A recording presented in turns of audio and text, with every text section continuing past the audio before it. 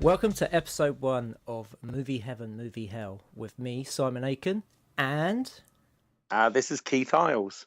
We're two film directors, and we're going to talk about other directors' work. We've both picked a film we like of a certain director, and we've picked a film we hate, and we're both going to talk about them. Absolutely. I mean, hate is kind of a strong word, but maybe one that I don't think is so good as the other.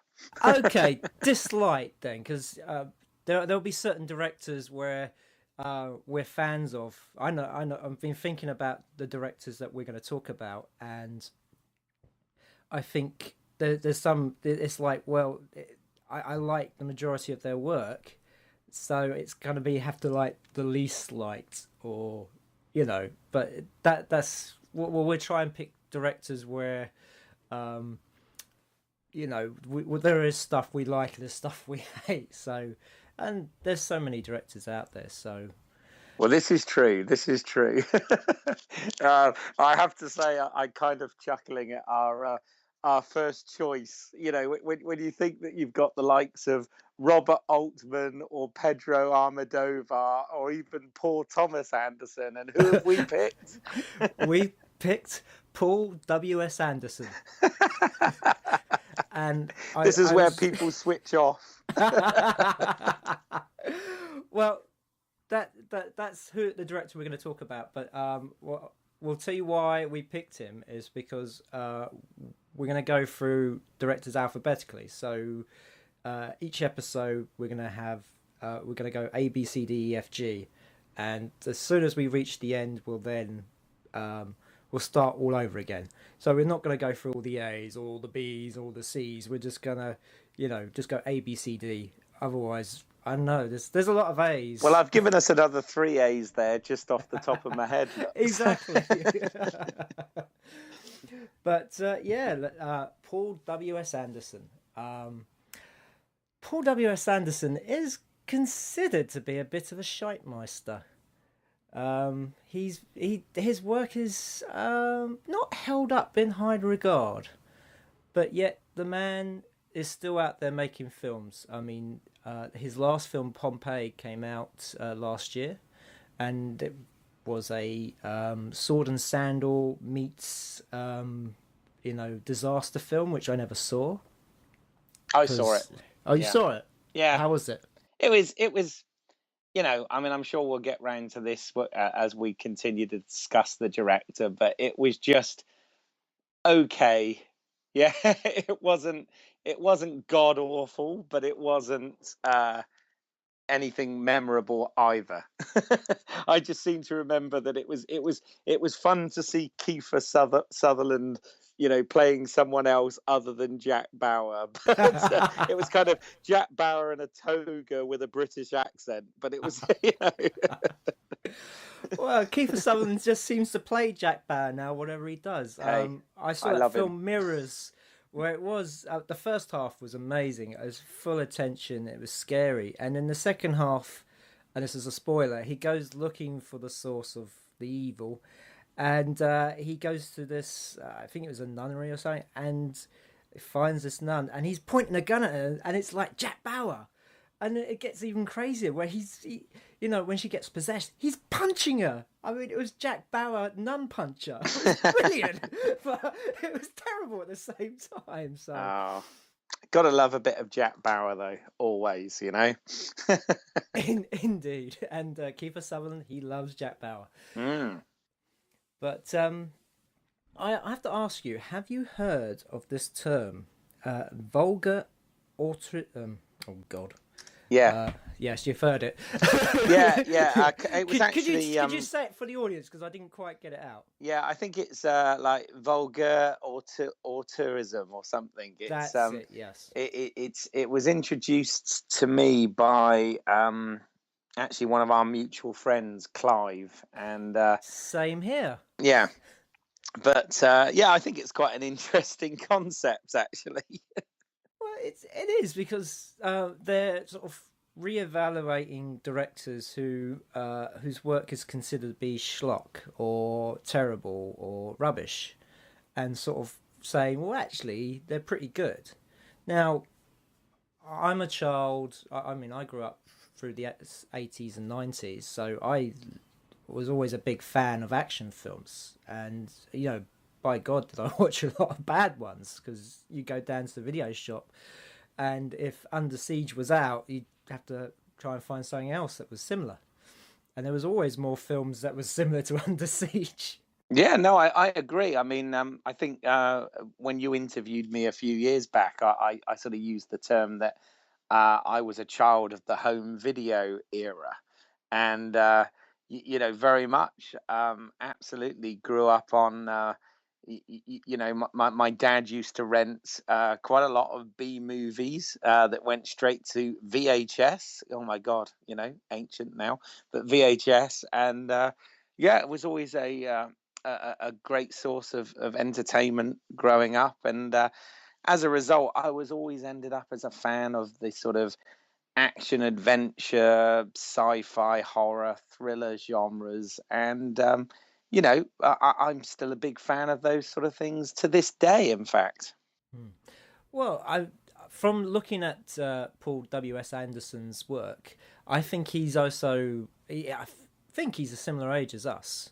Not saying what our age are, but I think you can guess. he's a little older. Yeah, I mean, he Yeah. was actually God, bit geek here, but he was born in 1965 in Newcastle. So he's a little bit older, but yes, he is. Yeah. but you know, the man is you know, the man clearly has similar influences, I think. You know, hey, you know, if something's up to a decade difference, it, you know, it's usually still similar sources of inspiration. And uh you know, I, I said to someone the other day, I mentioned I was going to be doing this, and they kind of laughed at me a little bit. And I said, look, I kind of look at it this way, you know, whilst I've been pursuing the dream for the last, you know, 15, 16 years or whatever it is now, Paul W.S. Anderson's been living it for the last 20,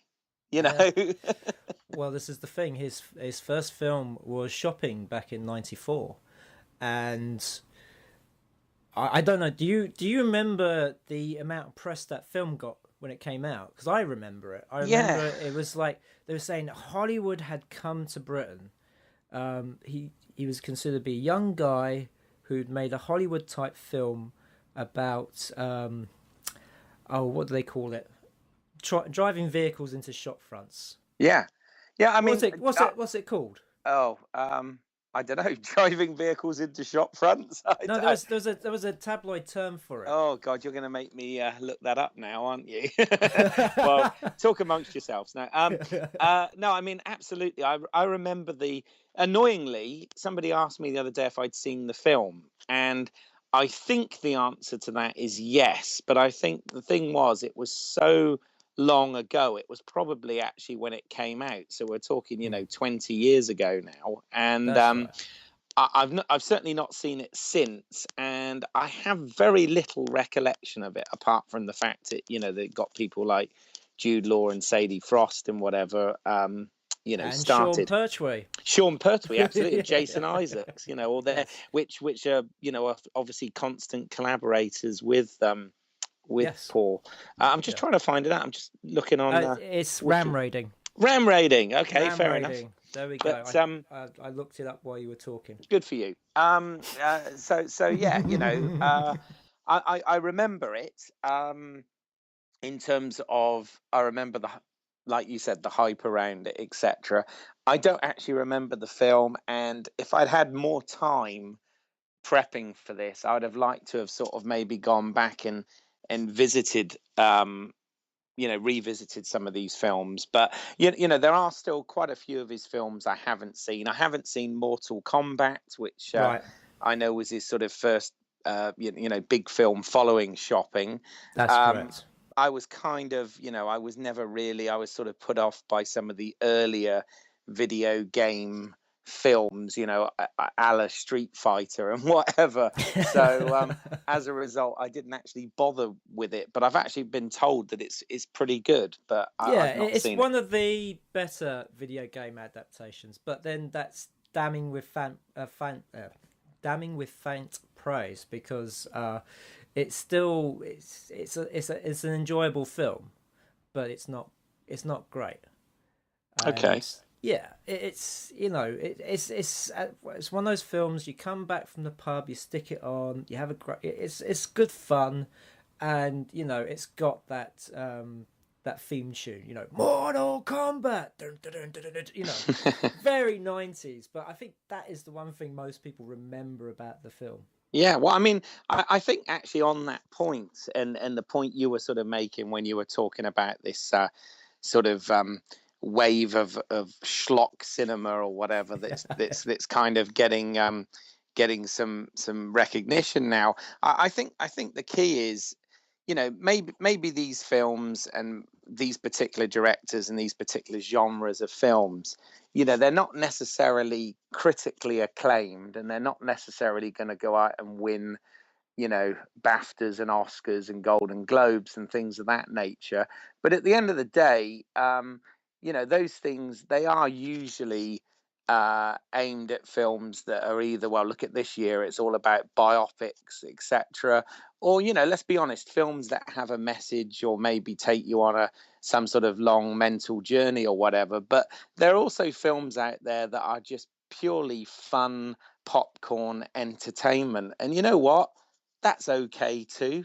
It Yeah. doesn't have to be, not everything has to be a masterpiece, and not everything has to be necessarily a work of art in the way that certain institutions class them as. So I like all movies, to be fair, and as you know, I'm a BAFTA person, and I vote and I do all of that stuff.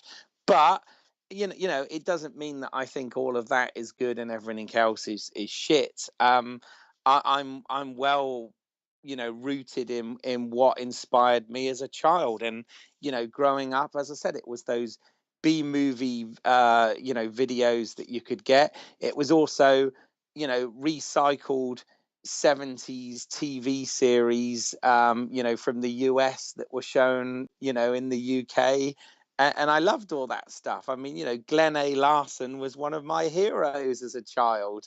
So Of course. I mean, I don't see Battlestar anything wrong with Galactica. that. Absolutely, I love it. I Yeah. love it. So I mean, it's brilliant stuff. But I mean, no, I've never looked down. I mean, if anything, I didn't sort of discover the classics until I started pursuing directing as a career, as I got into the film industry. So I was sort of introduced to a lot of films I hadn't seen before that are considered classics. But my education, my being brought up, was with like popcorn films. I mean, yeah, I've seen when I was a kid, I saw Ghostbusters over 100 times one summer. I mean, I wore out the VHS tape I had it on.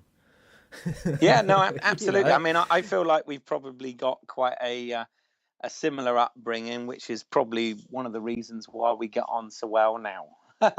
Well, I mean, we're not going to be revealing anything you probably don't know about Paul W.S. Anderson.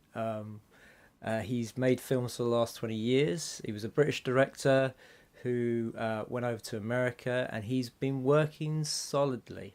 I mean, over the last almost 20 years, he's got 15 directing credits, and that's including the film that he's currently working on, which is Resident Evil: The Final Chapter. Yeah, and that's not to mention that those are directing credits, but he's actually written and produced a whole wealth of stuff. I mean, some of them relating to series of films that have since come out, like the aforementioned Resident Evil there, etc.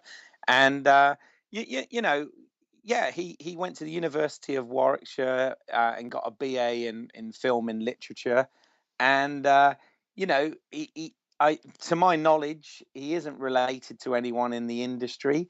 It didn't seem like he came from a particularly privileged background or anything. So, absolutely, despite what people may say about some of his films, and despite what I may say about some of things during the course of this, the bottom line is my hat's absolutely off to the man. I mean, he's out there, he's doing it, he's making films, he's earning money, he's living the dream. He's married to Mila Jovovich. He is. He's got it all sorted, to be perfectly honest, hasn't he? You know, so good on him, I say, and he makes the films he likes, you know. So, Keith, are you saying that you want to be Paul W.S. Anderson? Indeed, yes, I want to be Paul W.S. Anderson. No, of course not. But at the same time, you know, I am saying that you know, you know, it's easy for people to sort of start slagging him off, I guess, with stuff. But I say, well, you know, he's out there doing it, so good on the man. And I have to say, I have, and it was all quite recent actually. I've actually had a little bit of a Paul W.S. Anderson marathon with some of his films, but often, you know, I'm a bit of a geek, and I tend to be that one of those few people that, you know, the normal people out there listening, if there are any, they probably say, you know, who listens to audio commentaries? Why do they even bother putting those on DVDs and Blu-rays? Well, I'm the saddo that does, and I have to say, from a filmmaker's point of view, the commentaries that Paul W.S. Anderson and Jeremy Bolt, his producing partner, do are always very informative and entertaining.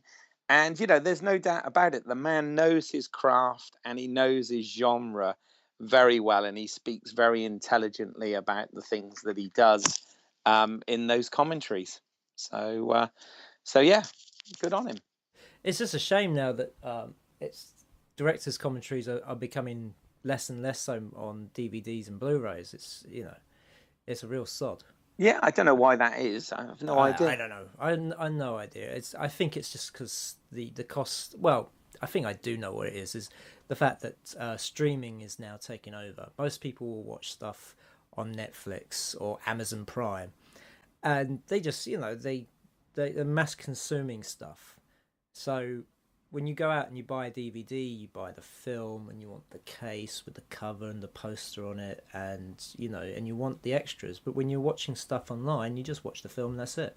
No, it's true. I mean, definitely, you know, Blu-ray and DVD is the collector's medium, a bit like, you know, books or vinyl or CD are for music and literature. But yeah, there is obviously, you know, downloads and on demand and things like that are the mass consumer way of doing it now via technology. So yeah, no, I can see that point.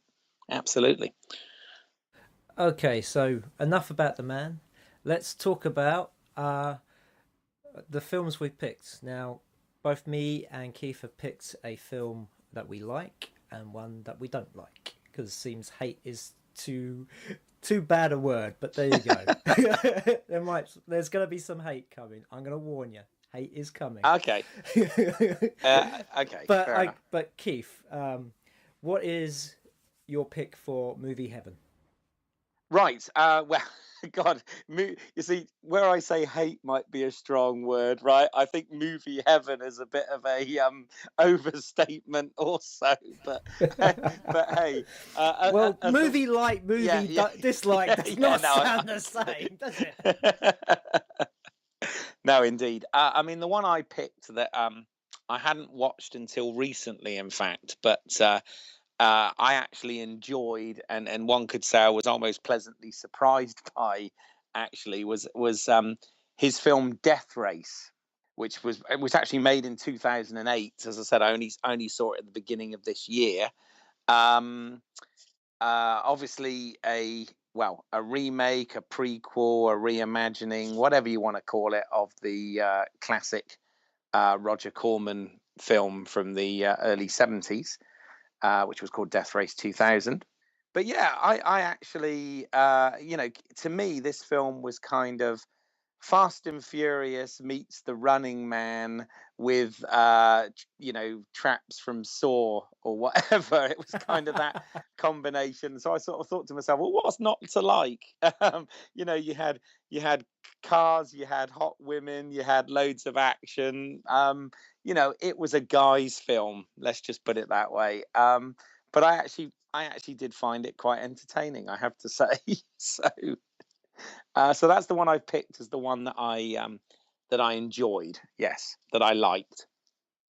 Well, I saw Death Race at Frightfest. It was the closing film of 2008, because I think Death Race came out sort of nearer Christmas that way, and I had a blast. I mean, Frightfest for those kind of films, best audience to watch a film like that. It was great, so enjoyable. Yeah, I can imagine it going down having been to the last couple of Fright Fests, and I'm not a veteran like you are for that, but I can imagine that the atmosphere to watch this kind of film, it must have been an absolute hoot. So yeah, I can only imagine. Oh, it was brilliant. But the thing, do you remember? A friend of mine told me this story. I think it might have been Jason Finn. If I'm wrong, sorry, Jason. It might have been somebody else. But when he was talking about remakes, and he was talking about why is it that people remake good films? Why don't they remake bad films? Like Death Race 2000, and the audience booed him. Yeah, because in a lot of people's eyes, Death Race 2000 is a good film. It's kind of it's one of those. It is one of those Roger Corman classics, isn't it? Yeah.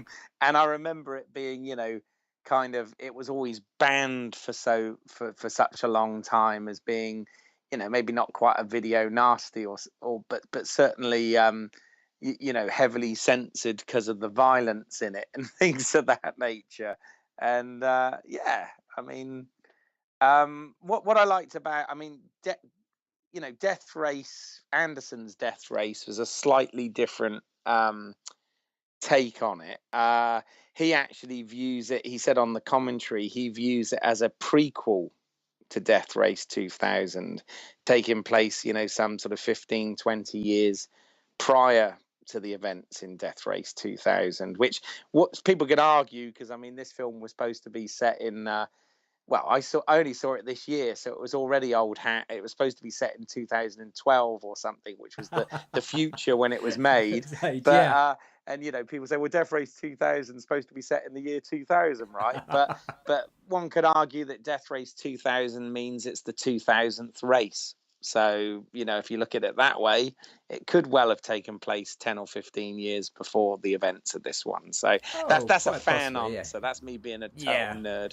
But basically, it's well made. It's very well, the stunts and the action sequences. And this is one of the things I've noticed as a trend, having listened to a few Paul W.S. Anderson commentaries, is he is a very old school filmmaker still, meaning, his films could all be done in a computer in CGI and be done with it. All right. But he uses CGI as a tool to enhance things, but he tries to do as much of his films in camera as he possibly can. So they're very stunt and special effect laden films, and that seems to be a trend of his if you look across his body of work so far.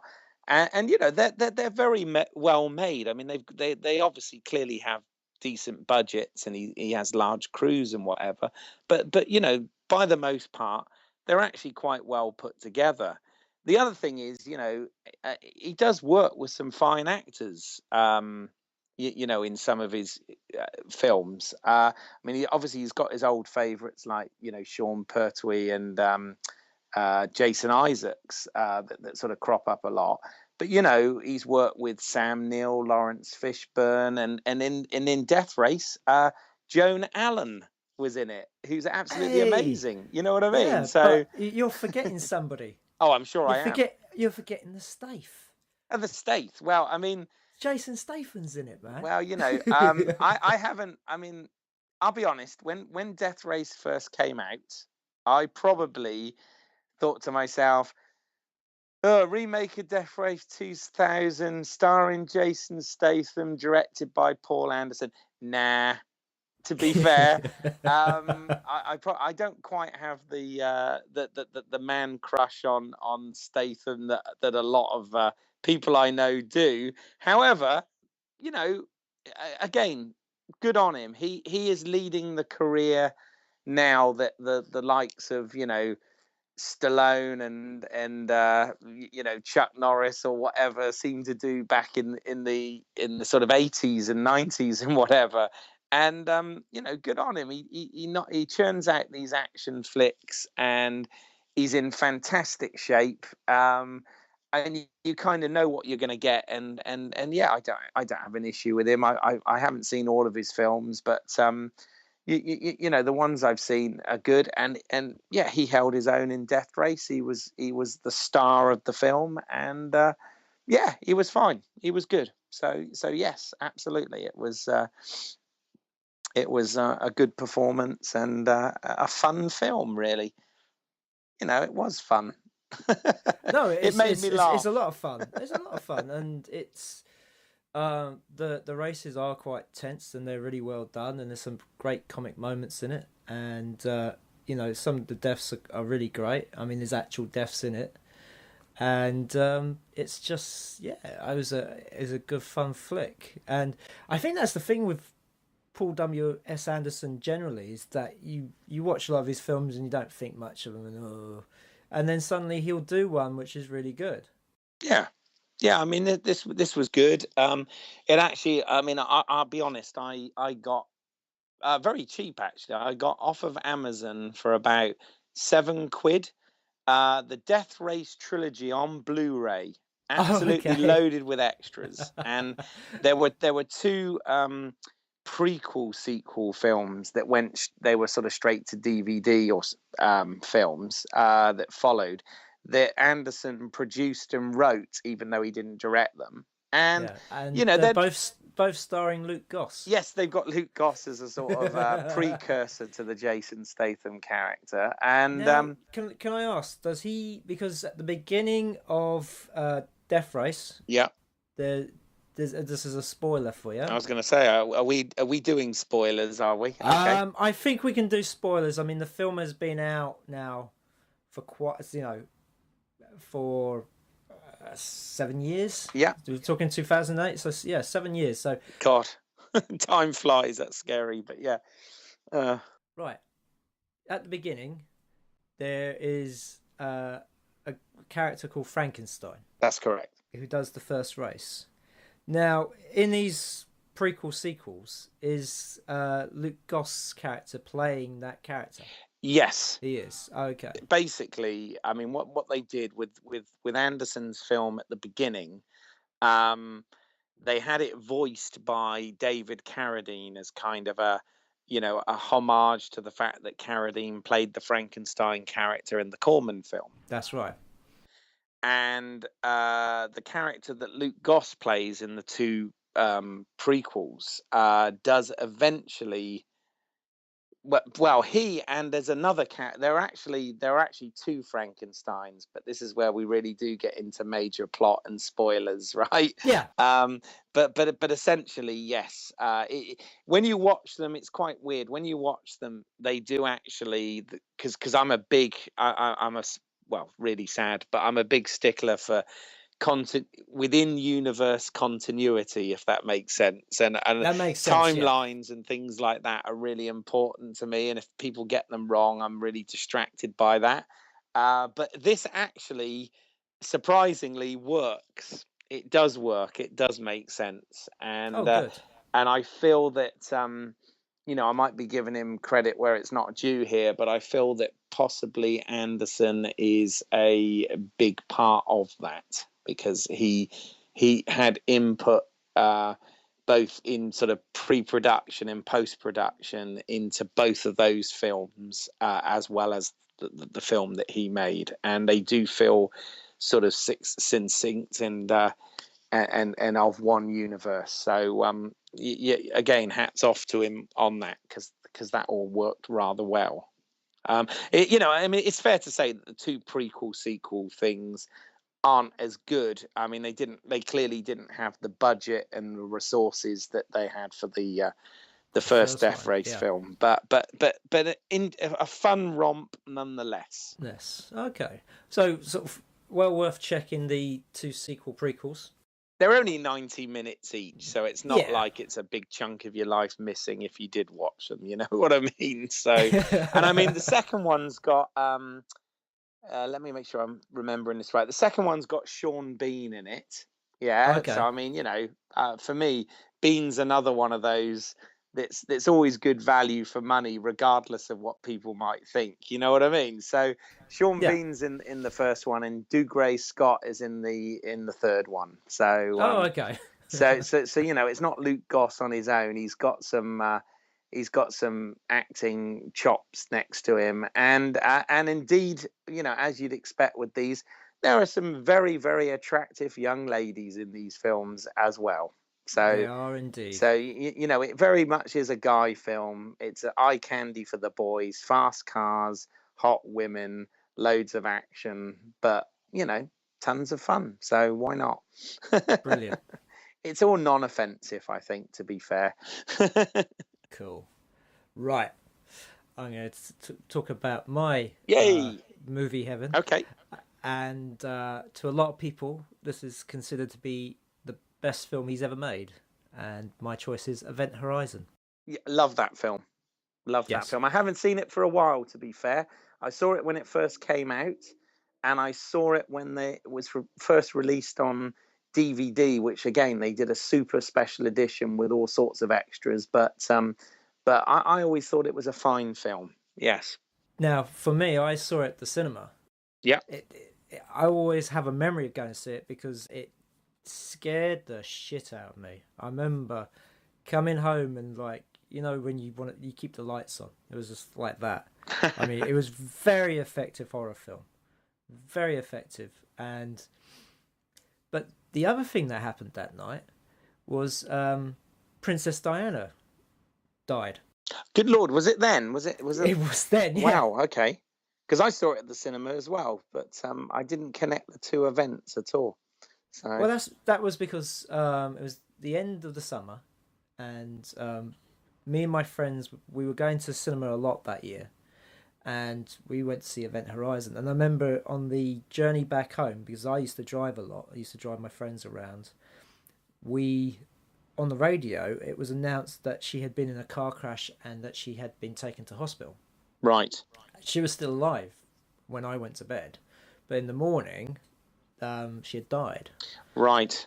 Yeah, I mean, I was living in America when this happened then. I must have seen Event Horizon in the States in that case, because I remember that I was actually out at a nightclub in America when Diana died, and they actually stopped the music and made the announcement. Okay. Oh wow. And of course, everybody, because I was the Brit, everybody was coming up to me saying, "Keith, are you okay?" As if I knew her personally. You know what I mean? So, I'll never forget that. But well, Americans, they all think that you know the Queen and you've had tea with her, and it's never the case. I've never had tea with the Queen. No, indeed, I've never had tea with the Queen and played with the corgis. Never. So yes. Exactly. But now I'm a big fan of Alien. Yes, me too. Yep. Yeah, Alien is up there for me. It's one of the best sci-fi horror films. But Event Horizon, I agree with you absolutely. Is a close second. Absolute close second. The history of this story is that he was originally going to shoot Soldier after Mortal Kombat, and what happened was that they had to wait for Kurt Russell. Mm-hmm. I don't know if he was working on something else or no. He had an injury, is what. Oh no, actually, no. I tell a lie. No. He. Sorry, I've got that wrong. He had an injury once the production started. No, he was working on Breakdown, Jonathan Mustow's Breakdown, where he was playing an ordinary guy in that. So he realized in order to be Soldier, he would have to be in absolutely pristine shape. So he actually asked Paul Anderson whether he could have 18 months to get in shape for Soldier, and that's why Paul Anderson then went and made Event Horizon in that time. Sorry. Yeah. No, that's fine. I didn't know quite what the story was. I'd read that he had taken Kurt Russell wasn't available for a certain amount of time. So instead of waiting around, they decided to make Event Horizon, which good for them. Was, a great choice to do. I mean, it's a bit like Robert Zemeckis when he was making Castaway. In the middle section where Tom Hanks was on his diet of fish and growing his hair, he then went out to he made that thriller with Harrison Ford and Michelle Pfeiffer. He made What Lies Beneath, in between. Exactly. Yeah. Oh, cool. Wouldn't it be great to be able to do that? That sounds awesome. But yes. No, I agree with you. I mean, Event Horizon, in fact, I need to see it again, and I did want to try and get it in before we had this podcast, but sadly, I just haven't had the time to sort of revisit that one. But I think it's fair to mention it. I mean, obviously, if you look at all of his work, he is also very influenced by Alien and the Alien franchise across his work. But I think that some credit and some note actually needs to go to, I mentioned him briefly earlier, Jeremy Bolt, who is Paul Anderson's producing partner, and I believe they actually met whilst at film school together, whilst at university together. I often feel like that when we're talking sort of independent directors early in their career, behind every one of them is a really good producer. I mean, if you look at, I always think of John Carpenter and Deborah Hill and, James Cameron and Gail Ann Hurd, and that sort of thing. And I think that Jeremy Bolt does deserve quite a bit of credit, because I am sure that, Paul Anderson wouldn't be where he is today without Jeremy. And, as an independent filmmaker, and this yourself, it's hard enough getting these films made, and the thing is, if you've got a producer that's a producer that likes producing and knows what they're doing, and, goes out there and actually, when I produce stuff, essentially what I'm doing is being a production manager, a line producer, and I'm getting the nuts and bolts of the production together. But, a real producer goes out there and gets the finance at the front end and goes and sells the film at the back end and does all of that.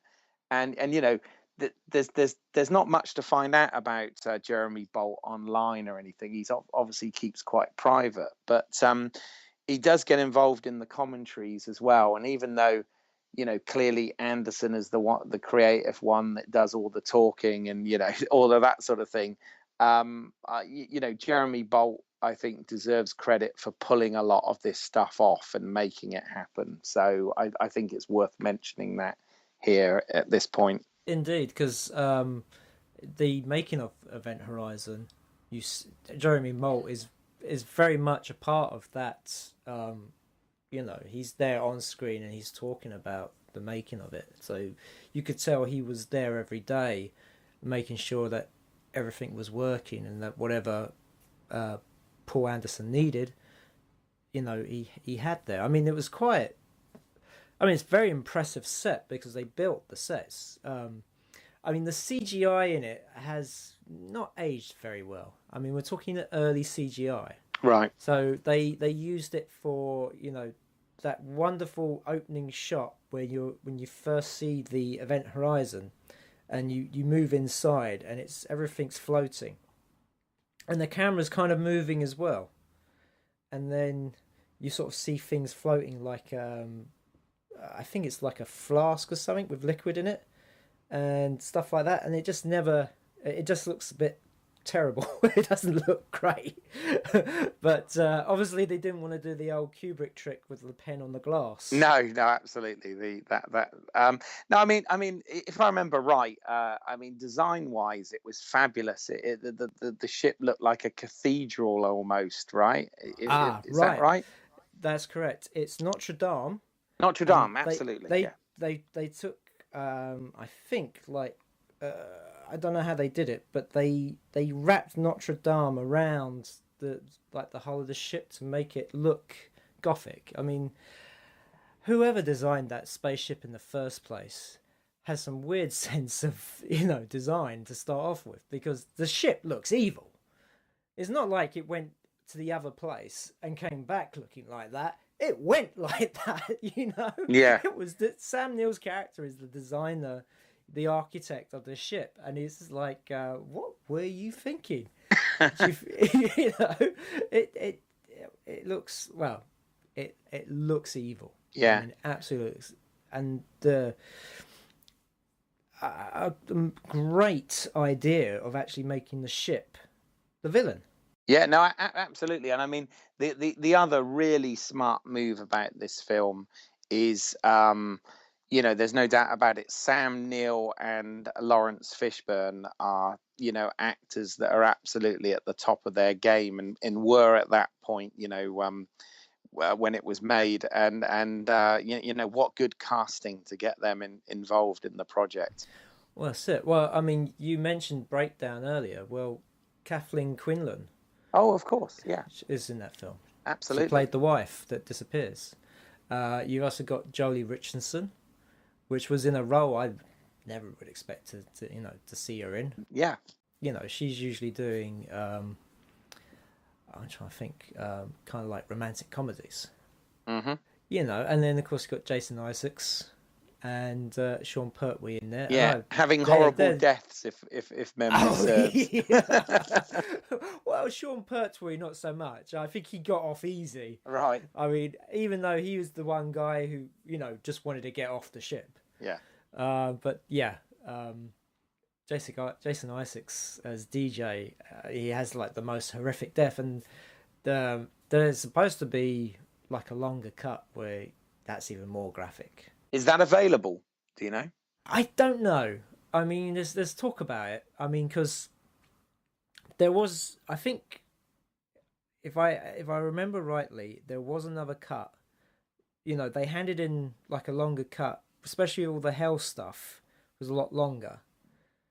Because I know Emily Booth, and Emily Booth was actually one of the original crew that you see in the video diary. Wow. Okay. And she told me they filmed for a whole week, filming all that kind of stuff. So there's a lot more footage, and of course the flashes that Lawrence Fishburne sees of his crew. The bit at the end when Sam Neill's go, "Do you see? Yeah. Do you see?"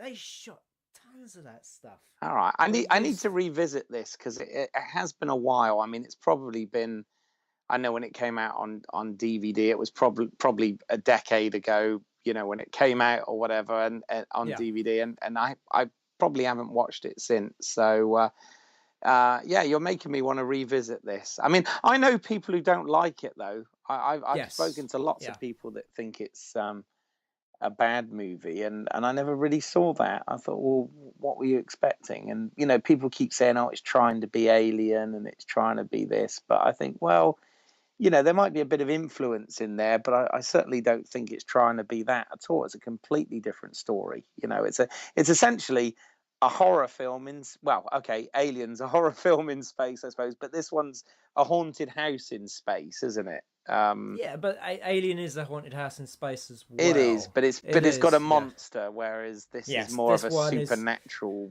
kind of thing, isn't it? So that's right, yeah.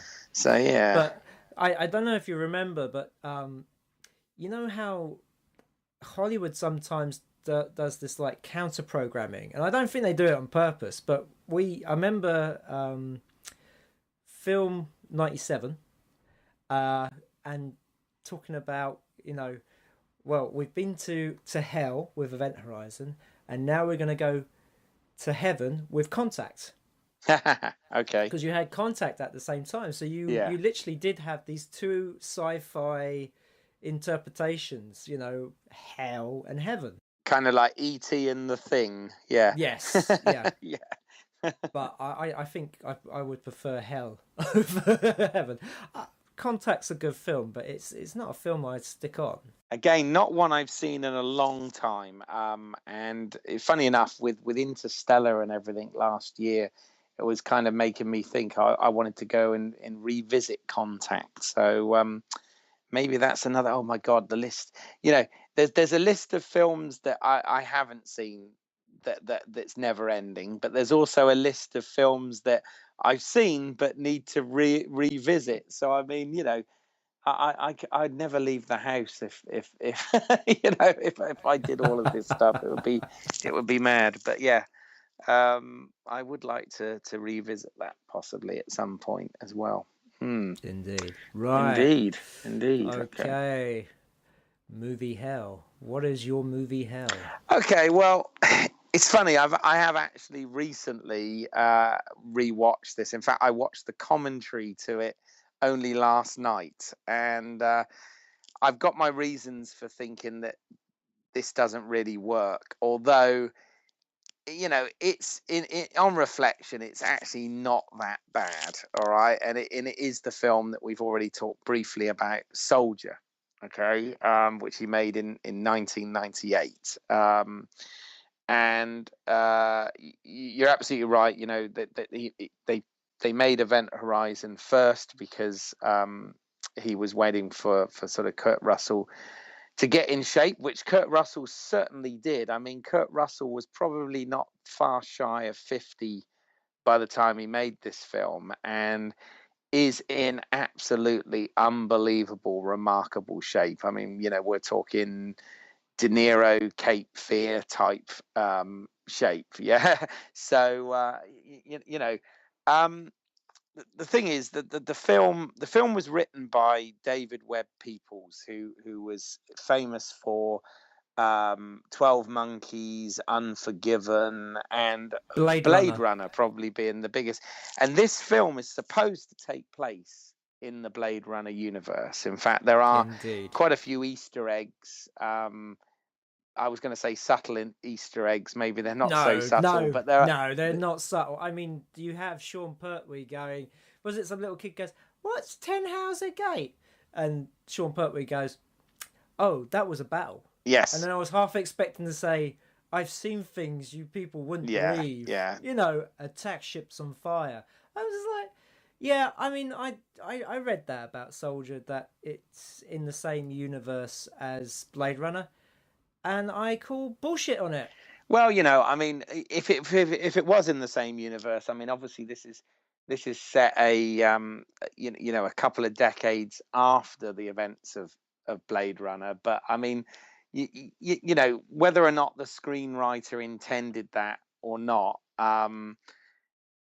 you know, I don't know. To try and put them in the same universe is laughable, really. I get the feeling. I get the feeling that it's something that Paul Anderson did.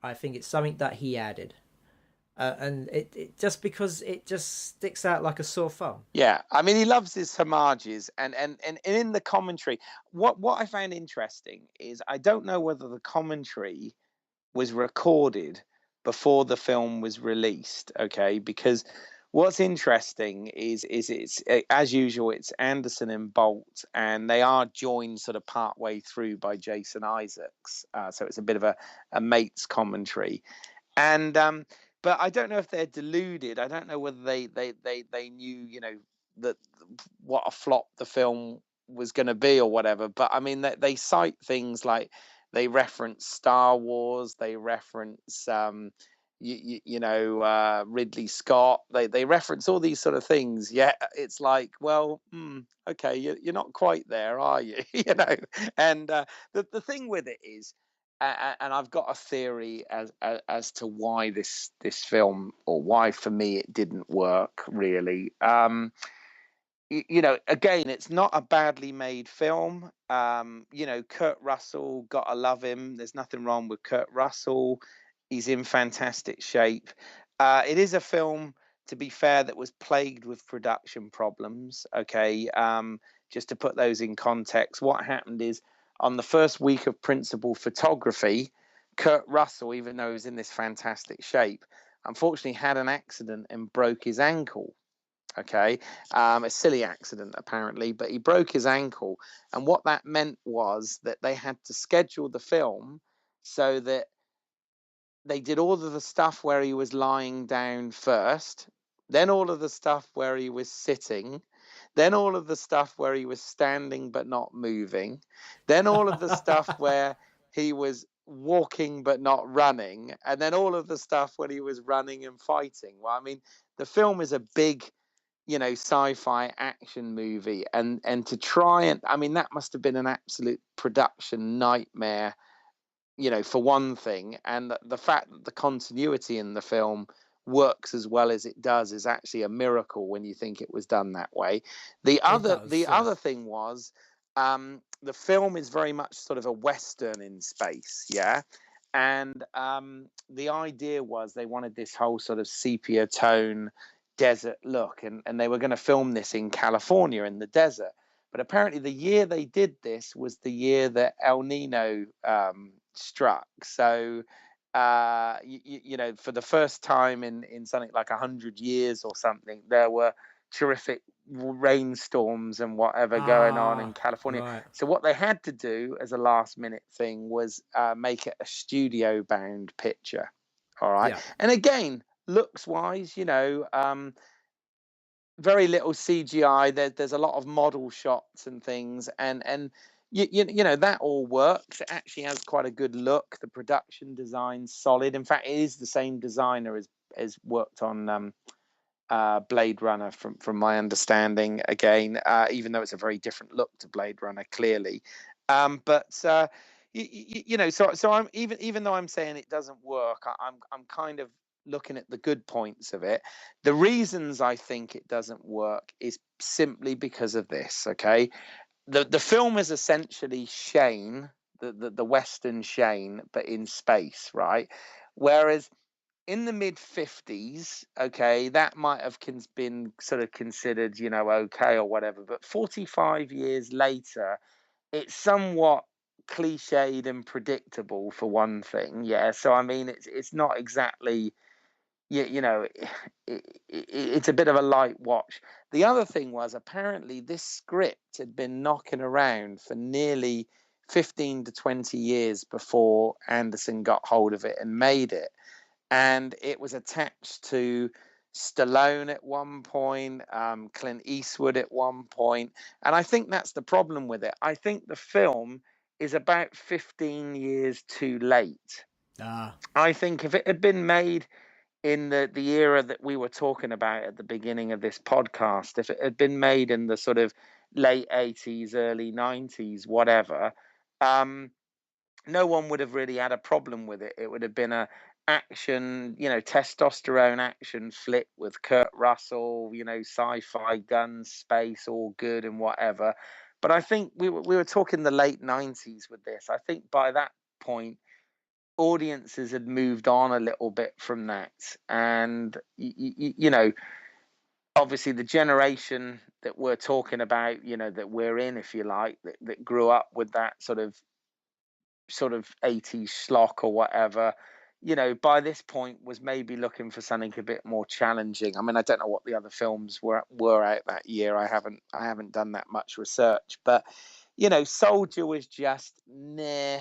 It wasn't awful, but it wasn't anything amazing either. It was just okay, and obviously it cost a shitload of money to make, and it didn't make it back at the box office. It was a massive flop, you know. Yeah. So, well, for me, what I don't like about Soldier is it has a very good beginning.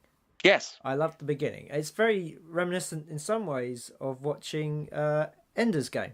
I don't know if you've seen Ender's Game. I haven't. I must admit, no, I haven't. Okay, but there's, I think, Ender's Game was probably an influence on it. it's been an influence on a lot of things. And but so when you see him, as you know, from the kids being dehumanized and growing up, and seeing Jason Isaacs not change one bit. Yeah, that's true. But no, man, I'm only joshing on that.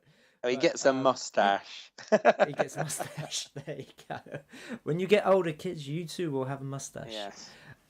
But you know, you see all that, and you see them grow up and become the soldiers, and then you see their replacements. Yeah.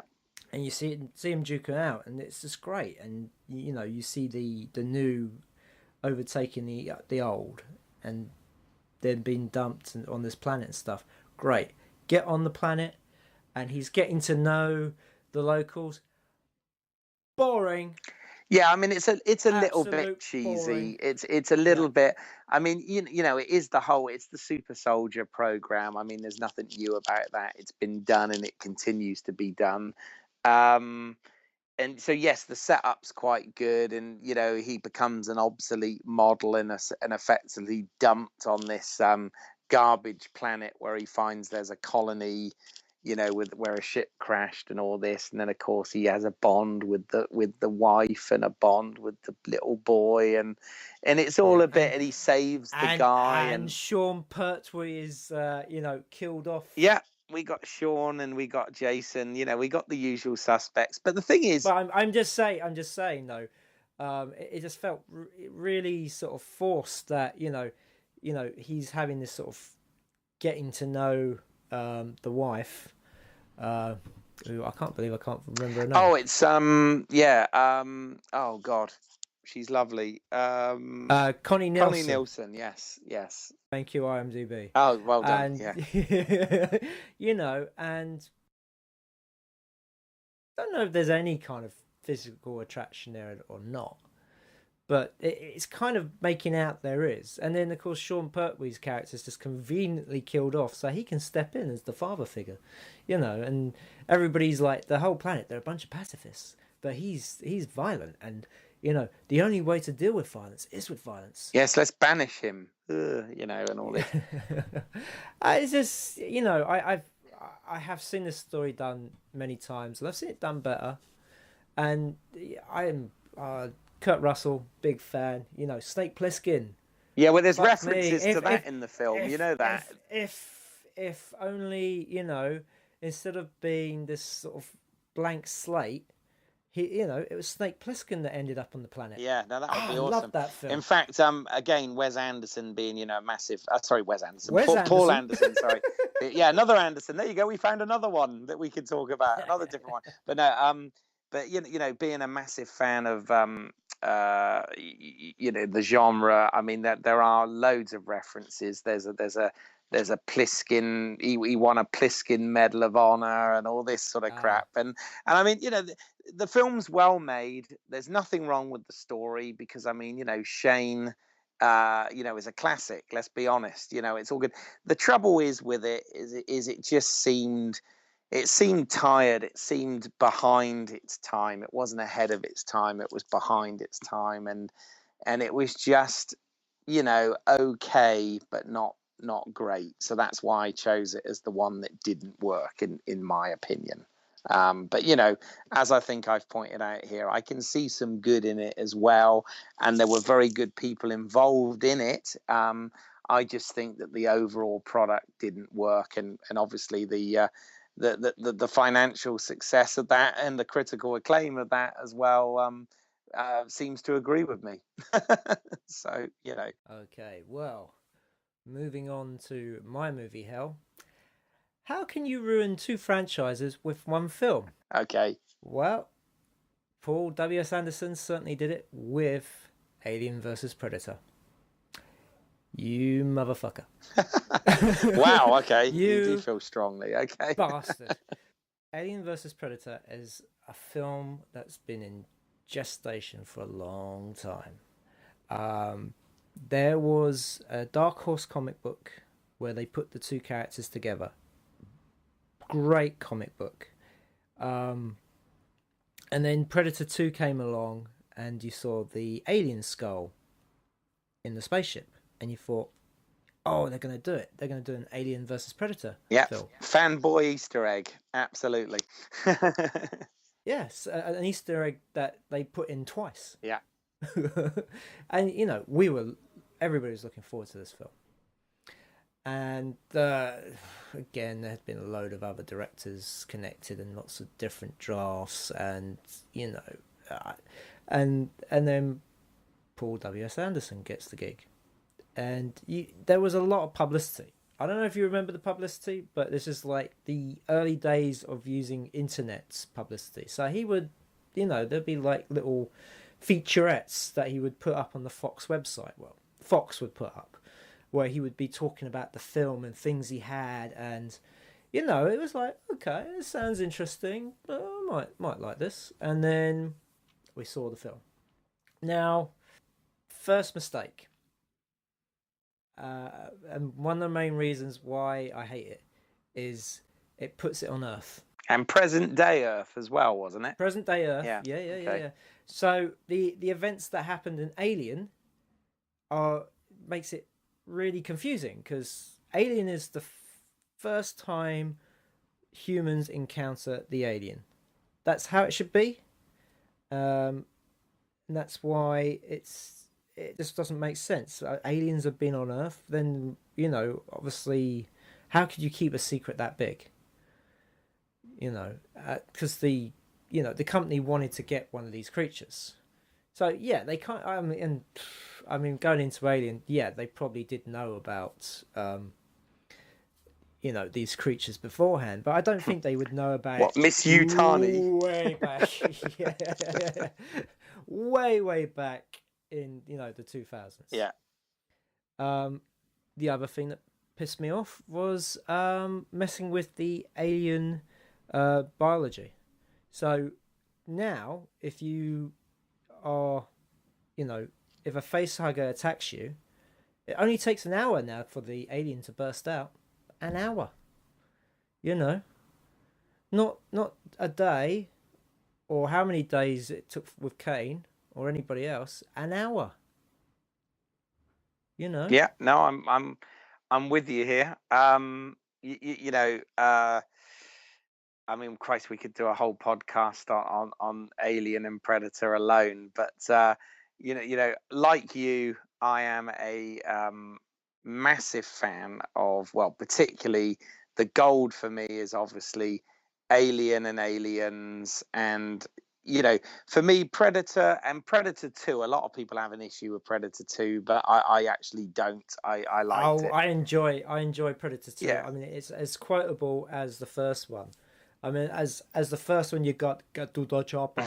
You've also got he's on safari, the lions, the tigers. Oh my! Yeah. Gary Busey makes Predator 2. Yeah. But the thing is, so you have these two great iconic characters, and so you're gonna have to throw some humans in there. Now, the Dark Horse comic, they did it where they were out in the colony, so they wasn't on a different planet, and they have it's. I think I remember it rightly. That was kind of like the colony was a bit like a western town, and they had these creatures that looked like cattle, and that's what originally got infected by the aliens. Right. Was the cattle. A bit like Alien 3. Okay. So in this they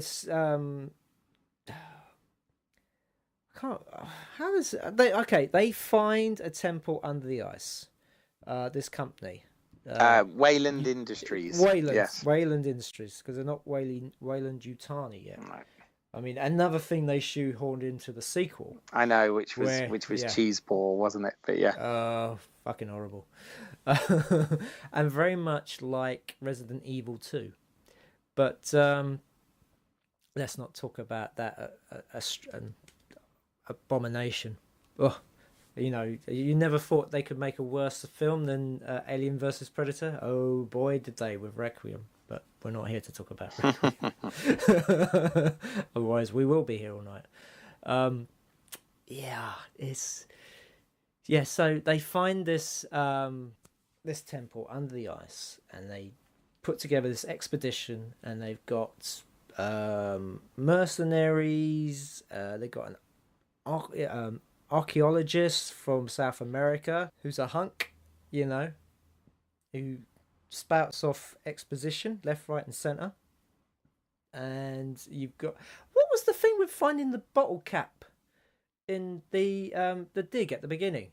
I never got that. He found this bottle I cap. can't remember, but again, it's been a while since. I mean, you know, the sort of Alien and Predator franchise, I've got this sort of love-hate relationship with, because the thing is, you know, because I love the first couple of Alien films and, you know, the Predator films as much as I do, I always want there to be an expanded universe of it, and I always want that. But the thing is, everything that's been done, whereas I've gone and maybe enjoyed to an extent, I've always had issues with, and I mean that doesn't just include the Alien versus Predator films, but that includes the latter Alien films. It includes Predators, which I've got massive problems with, and it also includes, I'm sad to say, Prometheus. You know,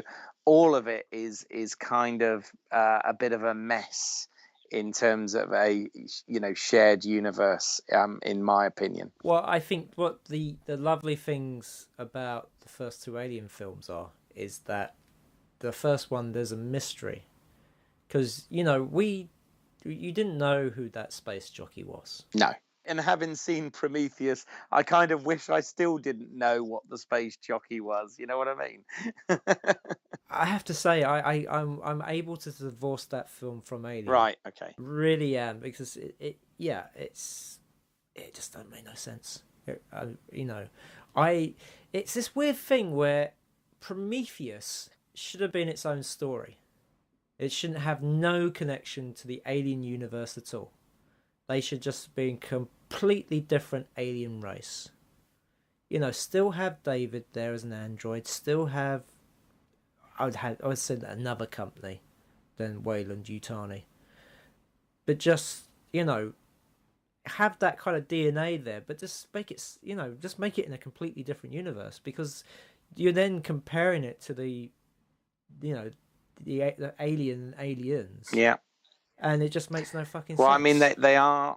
There is a sequel to that planned, as well as this new Alien film that the guy that's behind, you know, District 9 Neil and whatever, Blomkamp. is going to be involved in. So, you know, I mean, I the trouble is, I will the Alien and Predator films to be good, because, you know, it's part of what I grew up on, and I love it, you know, and all that. But, you know, I agree. I mean, whereas, you know, I may not hate AVP as vehemently as you clearly do, but at the same time, you know, they're disappointing, and I always have issues with them, and I always have problems with the continuity. Back to that thing we were talking about with Death Race and stuff earlier, is you know, to try and make sense and to try and draw up a timeline and have all these things sort of coexist just doesn't work,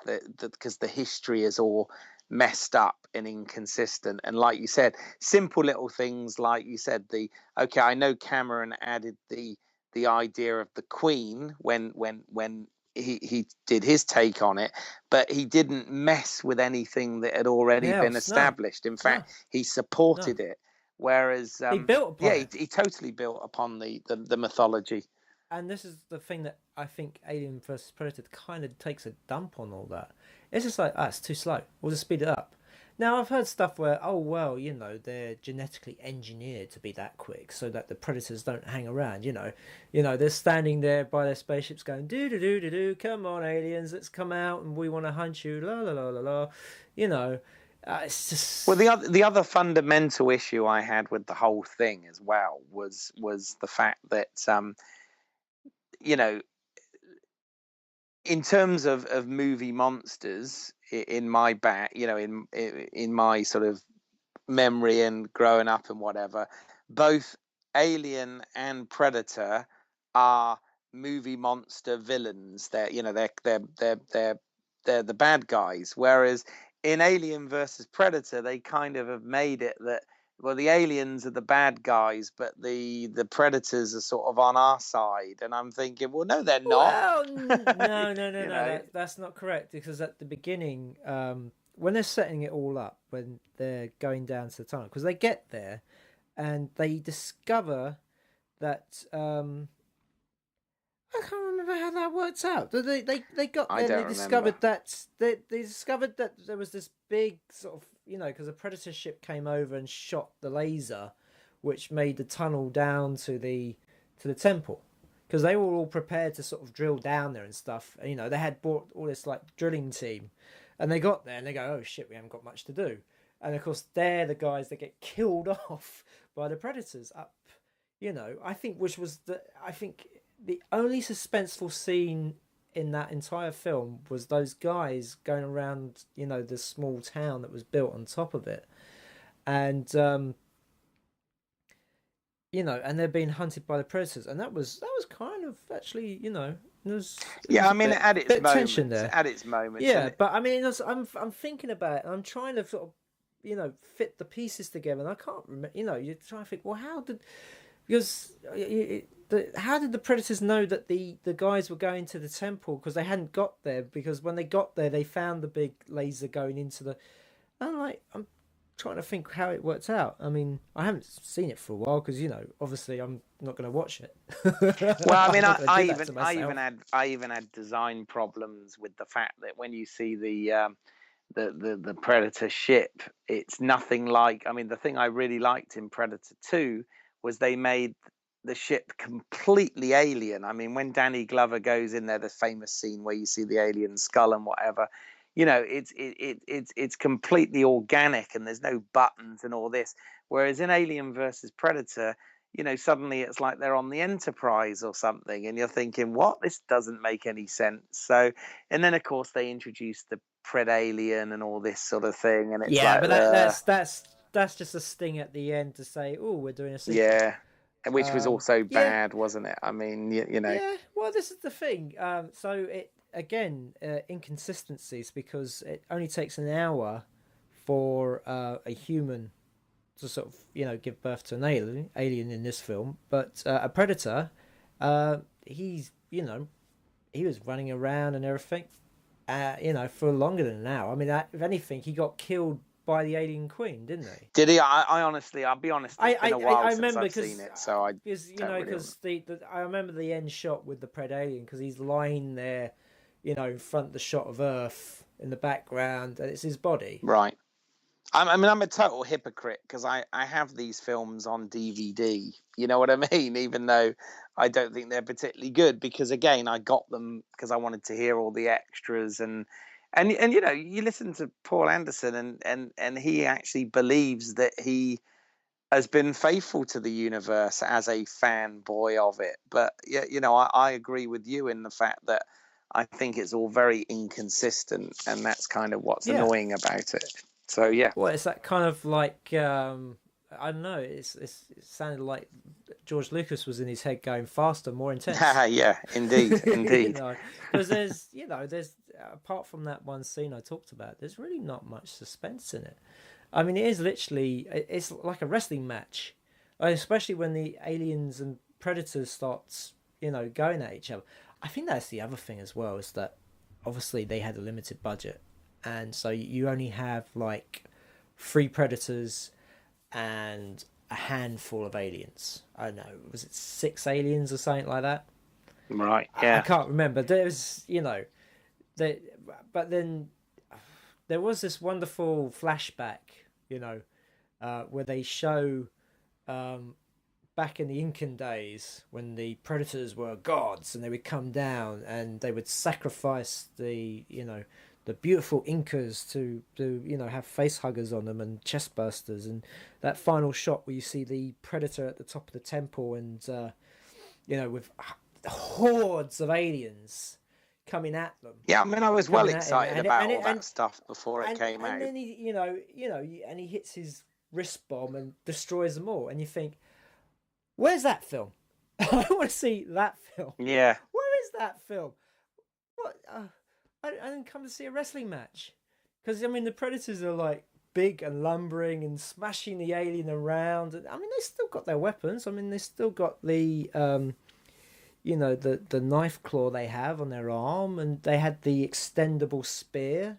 I mean, okay, they didn't have their laser guns because that seems to be, once those are taken out, that's the thing that sets the traps going. Makes the. That's the thing. The temple then becomes like cube. Yeah, everything absolutely. starts moving around and it becomes traps and all this stuff. And yeah, it did seem to be a bit lost as to what it was. I mean, I don't know. The whole.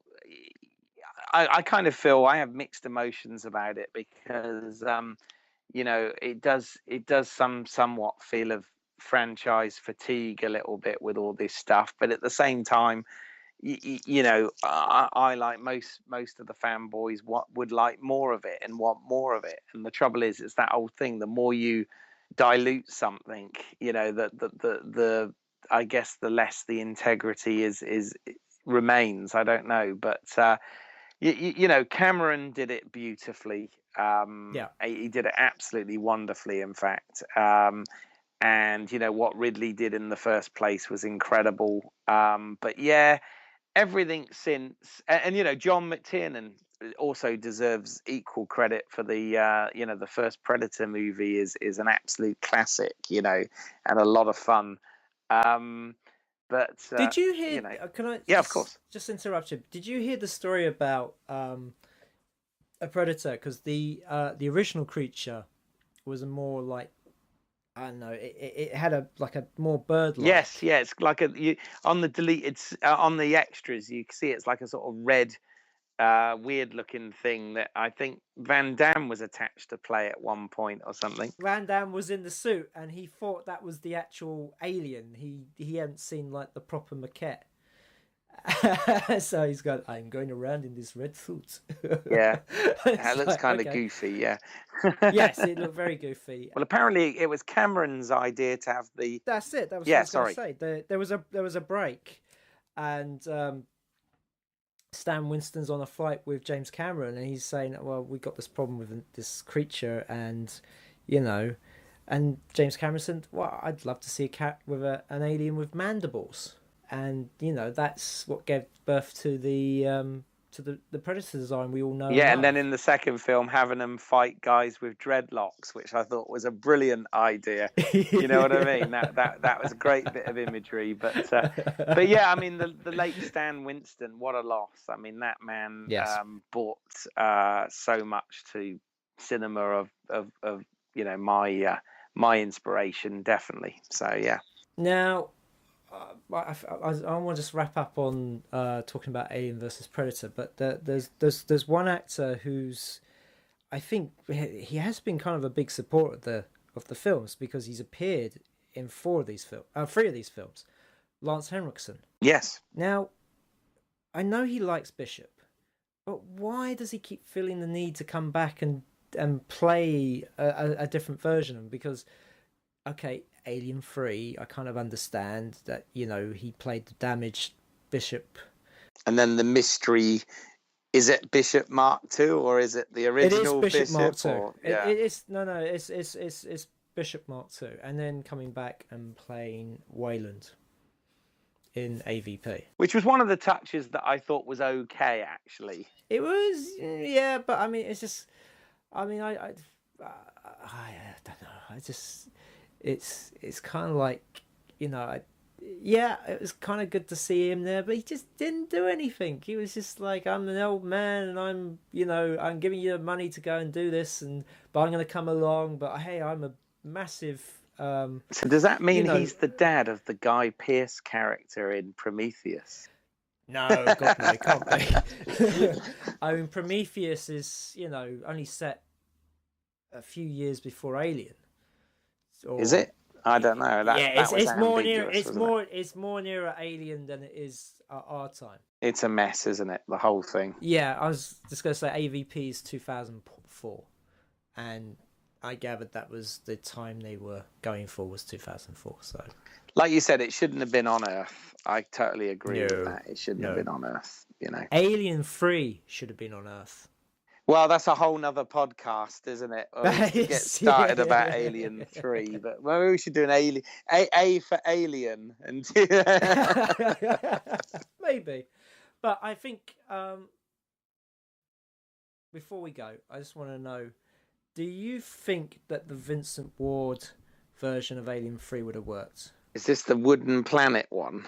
The wooden planet with the monks. Yeah. Do you think it would have worked? Possibly. I mean, it's hard to tell, isn't it? Now, I mean, you know, I've watched the what they're classing as the Fincher work print version as well of the film or whatever it is, but no, I know the Fincher. No. David Fincher had nothing to do with it. It's just a work print. I don't know. Again, I have print. You know, from a continuity point of view, I always had problems with Alien 3 because it didn't really, you know, the fact that a life pod changed between during a hypersleep alone bothered me. So you know, it's just kind of. But I mean, I'm just saying. Do you think that Monks in Space would have worked? I don't know. Maybe it would have been different. It would have been different, but I just feel it's just way too out there. The whole idea of a wooden planet. Well, that's kind of bizarre to try and get the head around. Definitely, yeah. Yeah. I don't know. Well, maybe it might have worked. I mean, space is, you know, there's nothing there. It's a vacuum. Yeah, I don't know. I mean, you know, to sort of, from my point of view, to summarize on Paul W.S. Anderson, yeah, is I think the thing about him is, you know, as I said, you know, I believe he's a very, very competent filmmaker. He knows his stuff. He's living the life. So, you know, good on him. But are his films amazing, groundbreaking films?